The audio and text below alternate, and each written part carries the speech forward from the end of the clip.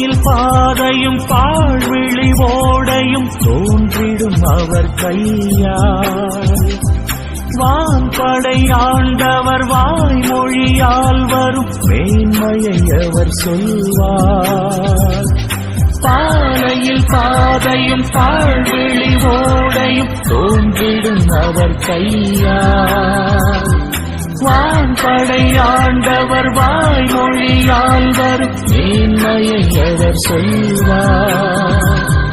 பார்வை இழந்தவர் வாய் திறவாதோர் யாவரும் நலமடைவார். இறையாட்சியில் அவர் மாட்சியில் மானிடம் ஒன்றாகும். அஞ்சாதே கலங்காதே,